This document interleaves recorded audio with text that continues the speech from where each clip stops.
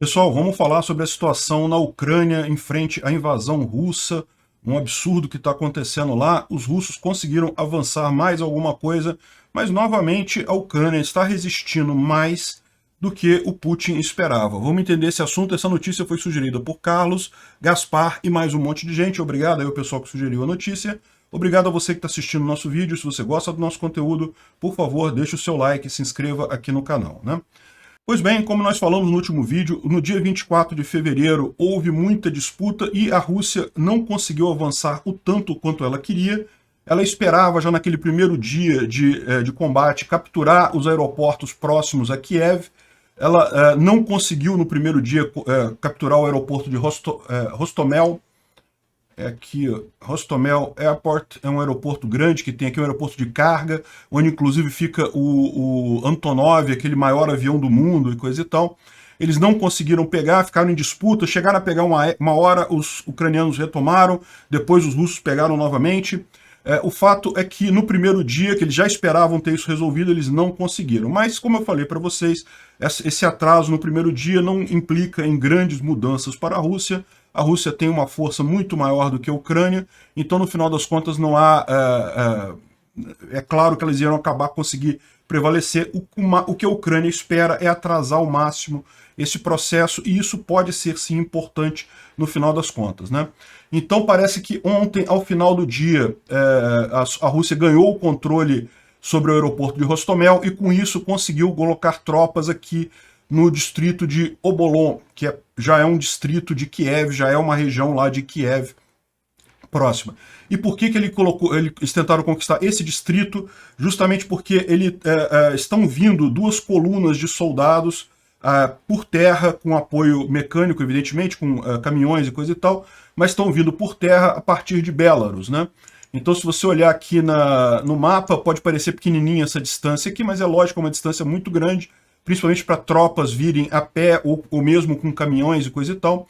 Mas elas estão caminhando para cá e, evidentemente, essas tropas que vêm por terra é que devem fazer todo o cerco a Kiev, segundo o planejamento russo, né?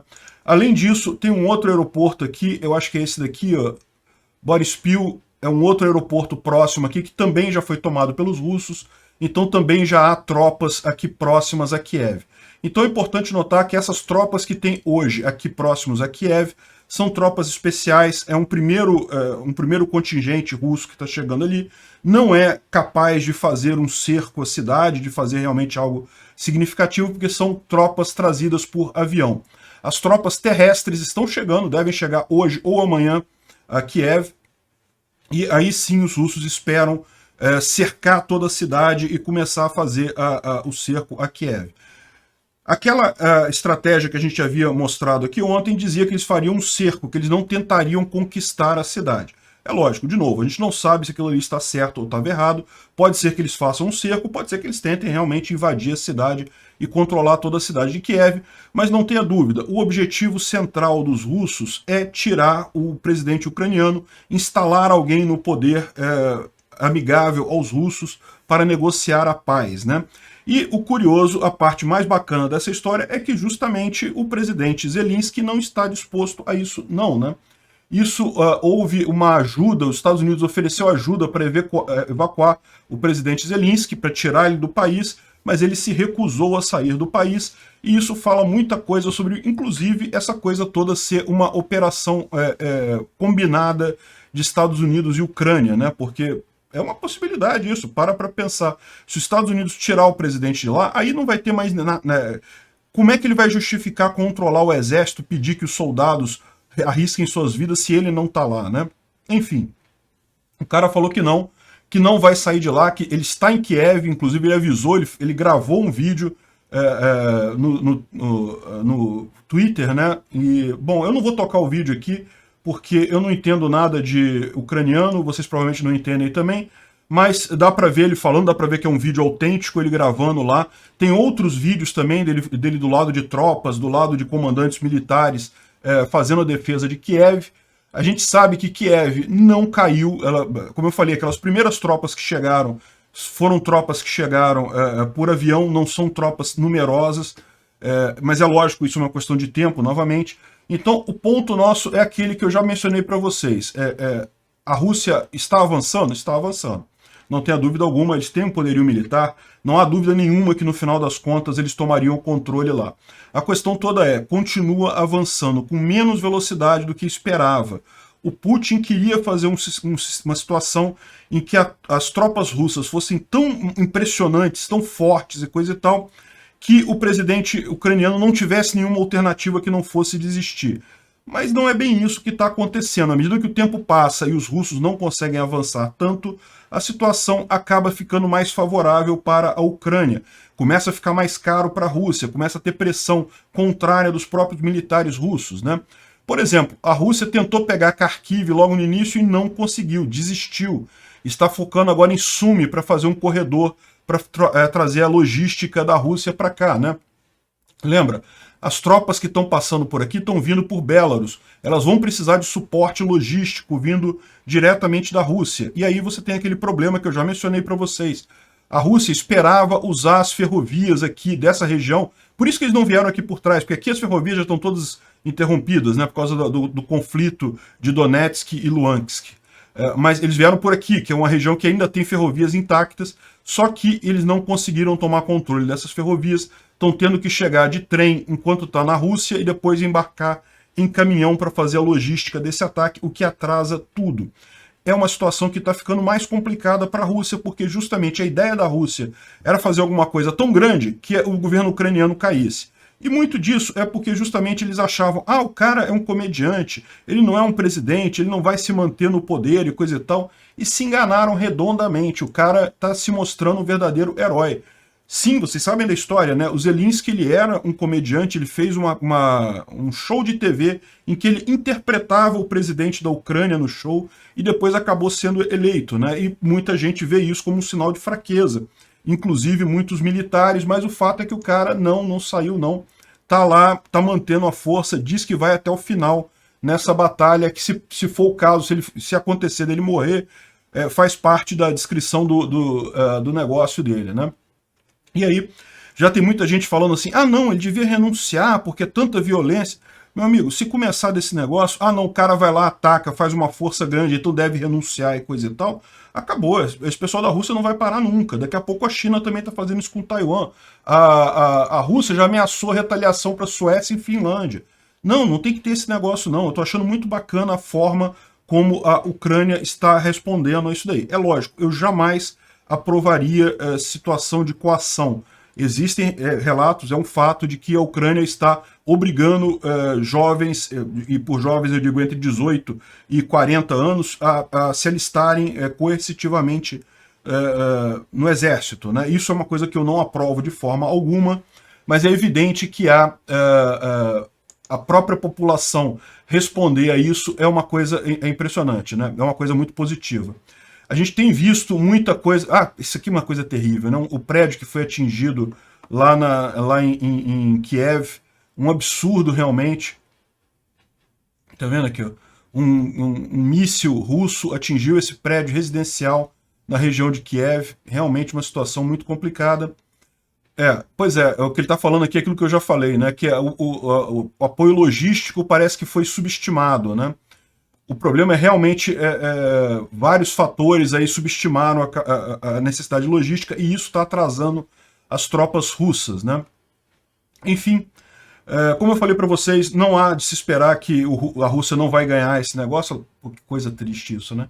Que vão ganhar, não tenha dúvida, mas a cada dia a mais que demoram a chegar, a conseguir o intento dele, que seria a renúncia do presidente, fica mais difícil para a Rússia, fica mais caro, dá margem a mais sanções, a mais retaliações do Ocidente, né? A expectativa do Putin era botar as tropas todas, o pessoal ia ficar tão assustado que o governo ia renunciar e ia acabar rapidinho. Isso não está acontecendo. Então isso vai durar por mais alguns dias, talvez mais alguns meses, e nessa situação a chance de uma retaliação começa a ficar maior, né? Bom, ontem houve uma votação e uma coisa que me tranquilizou bastante, o governo brasileiro apoiou a resolução que condena a invasão da Ucrânia. Me parece a coisa correta a fazer, evidentemente, ou seja, eu por um momento fiquei receoso de Bolsonaro apoiar a Rússia, por quê?